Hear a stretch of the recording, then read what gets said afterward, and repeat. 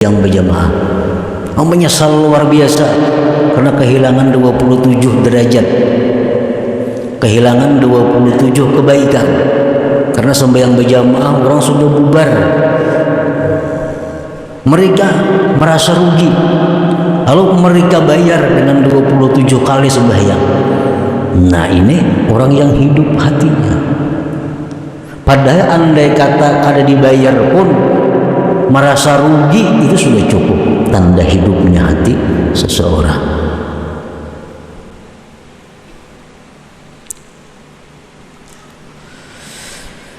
Yang kedua, tanda kematian hati seseorang lagi, tiada menyesal atas yang engkau perbuat daripada kesalahan-kesalahan. Ada menyesal, padahal tadi berbuat dosa, berbuat nang kada bagus, ada menyesal biasa-biasa. Nah, itu tanda matinya hati. Para muhibbin rahimakumullah, mautul qalbi alamatus syaqawah wa su'il khatimah. Matinya hati itu tanda celaka dan tanda orang ini su'ul khatimah.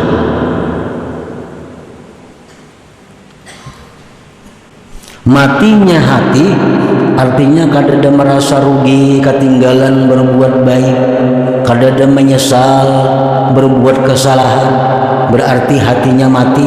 Orang ini celaka dan su'ul khatimah.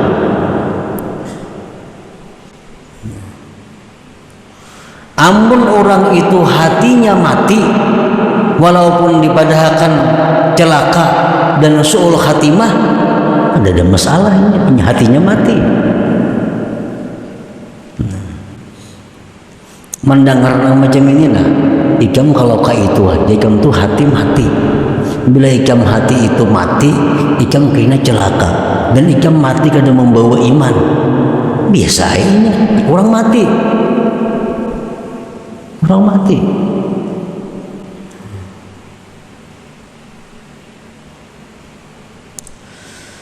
Nah, kalau ada takutan, nah takutan lah, macam mati su'ul khatimah.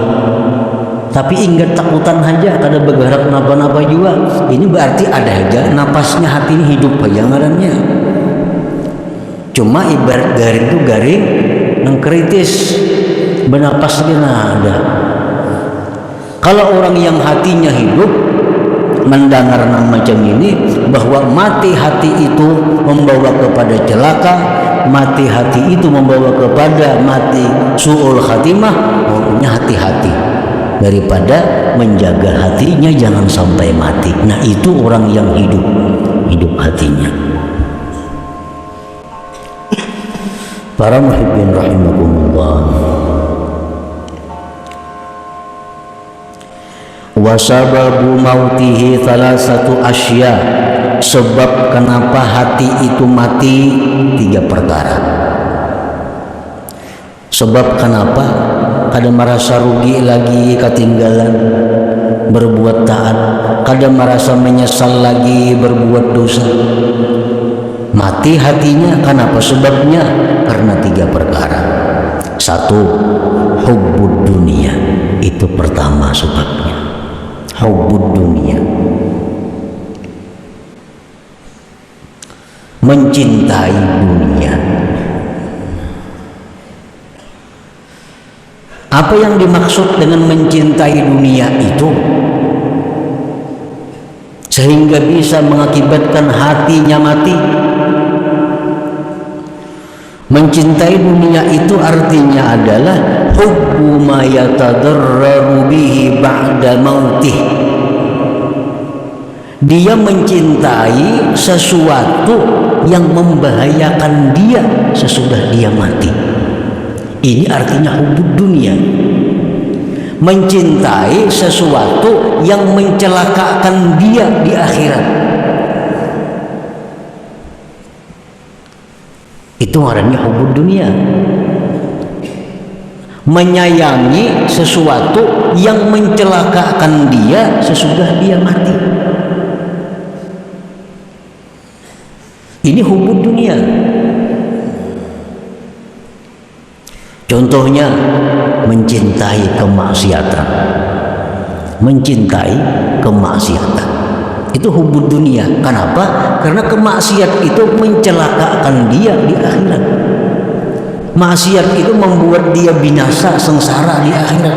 Itu yang dia cintai di dalam dunia.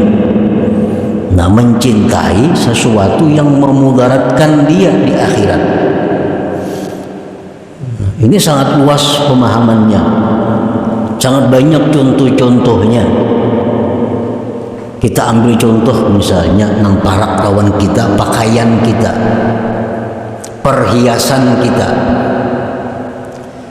Ini perhiasanku ini, pakaianku ini paling harap sakampungan ada nangka ini.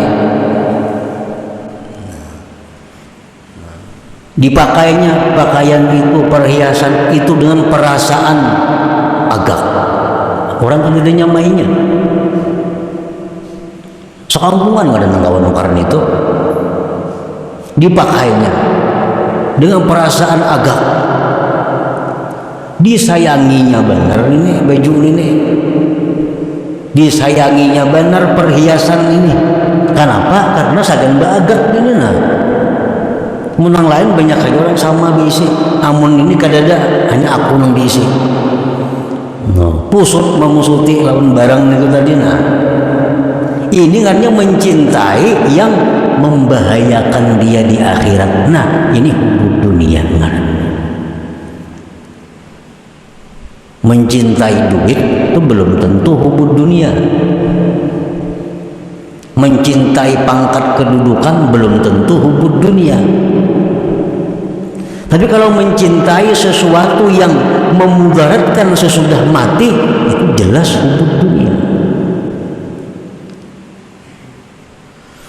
Dia mencintai jabatan, mati-matian mendapatkan jabatan, mempertahankan jabatan itu. Kenapa sebabnya? Dengan jabatan ini aku bisa semaunya. Aku memegang jabatan ini, aku hendak mengambil duit karena menangatnya. Aku hendak ini kada wani menentangnya. Apapun aku kehendaki jadi. Dia cinta mati-matian kepada jabatannya ini. Nah, ini cinta yang membahayakan dia di hari kiamat, di akhirat kan. Ini cinta kepada dunia. Nah, bila macam itu halnya, salah satu sebab yang mengakibatkan hati tadi mati.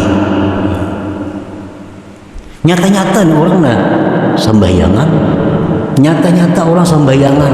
Bang, nyangur keluar jaka singgah bang sembahyang berjamaah. Kenapa kada singgah? Itu menunjukkan hatinya mati. Jakanya hatinya hidup, jelas sembahyang berjamaah dulu hanya berangkat. Pengajian ada, majelis taklim ada, jelas sudah hari ini majelis taklim. Sehari sebelumnya hilang kemana? Jakana bermanfaat ada. Nah, ini tanda hati mati. Kenapa mati? Karena mencintai yang mencelakakannya di akhirat tadi.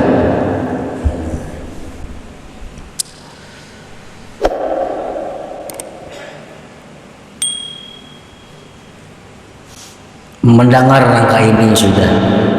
Kenapa baik? Iya mati katanya. Kapan diri orang mati? Jakanya hatinya ada sedikit hidup, ada perubahan, ada gerakan.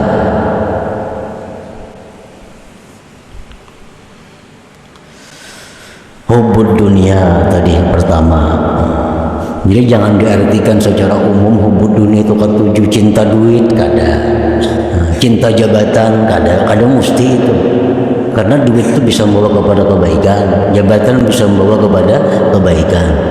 Nang kada boleh itu yang membahayakan itu mencintai sesuatu yang membawa siksa di akhirat. Betul.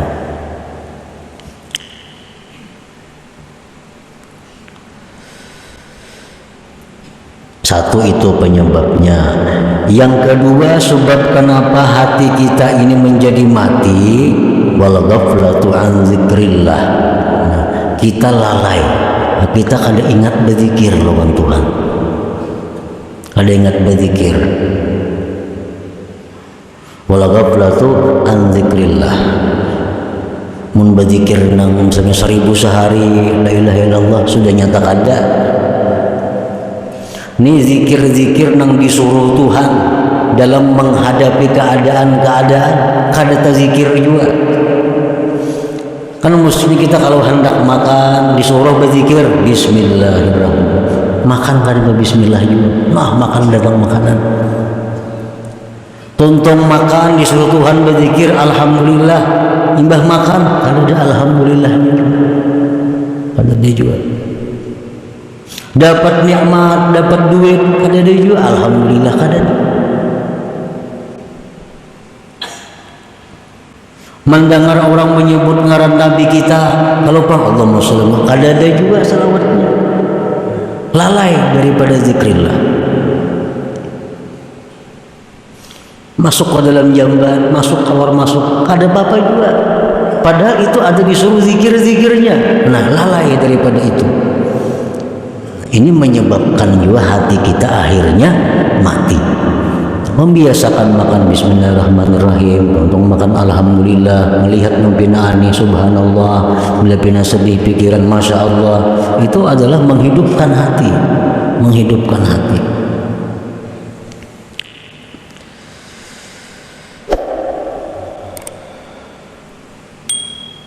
Yang ketiga yang menyebabkan hati itu mati, irsalul jawarih fi ma'asillah, yaitu melepas anggota pada maksiat. Maksiat napanya belanya hendak dilepasnya. Ada pemandangan yang haram, yang memandang diitihinya. Ada pendengaran yang haram, yang hendak didengarkannya. Nah, dilepasnya anggotanya kepada yang maksiat.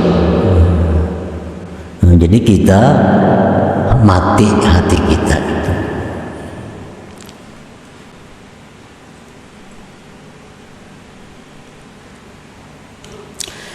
Fa'idha zaharat amaratu mauti qalbik ayyuhal murid fa'alaika bi'ihyaihi bisalasati asya.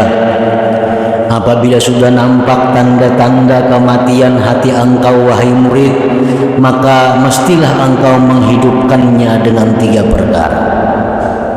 Kalau kita mendengar yang tadi, dirasa-rasa mati kada hati, atau kritiskah parak mati?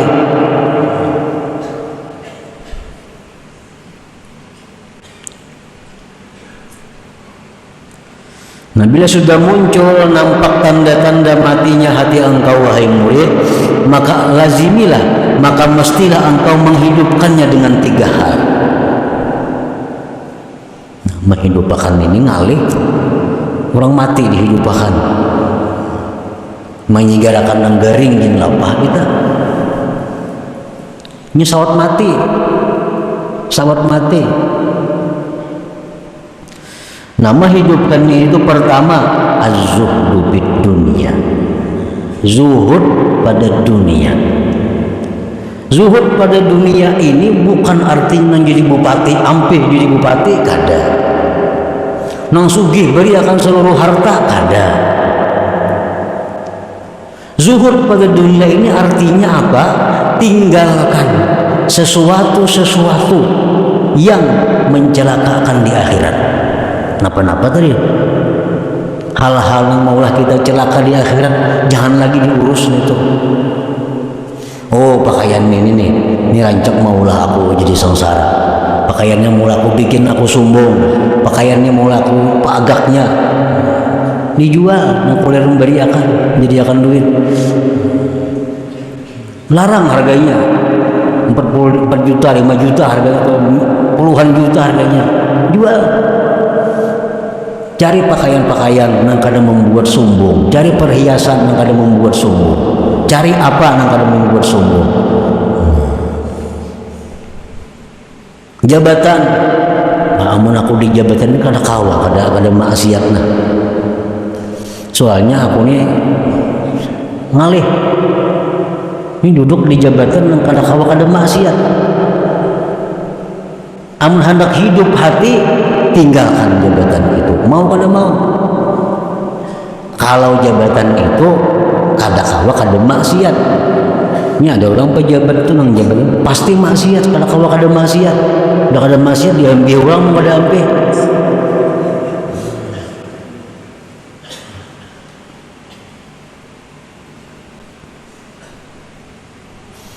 Nah, zuhud di dunia, hilangkan sesuatu yang membawa bahaya di akhirat.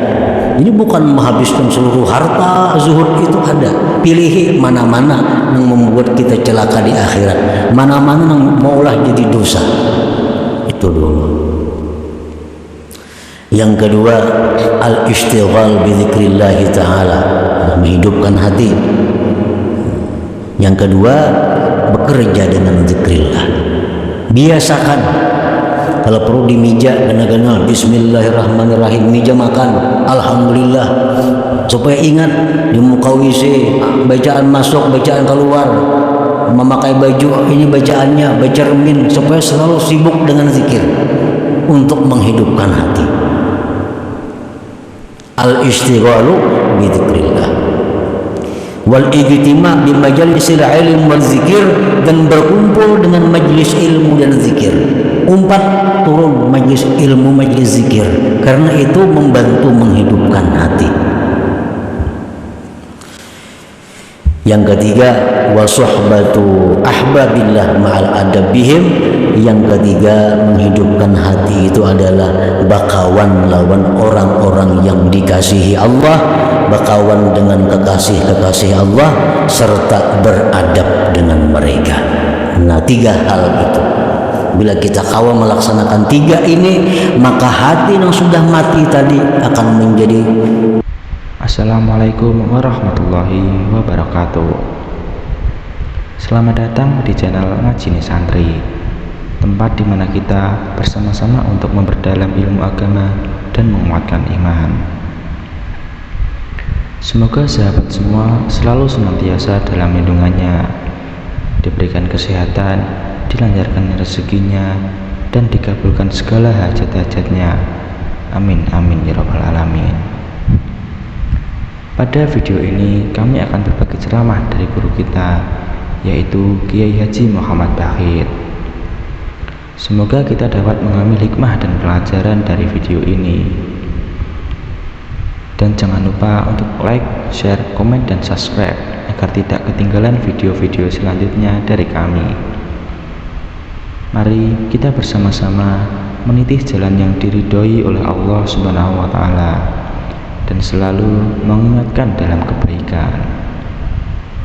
Selamat menonton. Semoga konten yang kami sajikan bermanfaat bagi kalian semua. Wassalamualaikum warahmatullahi wabarakatuh.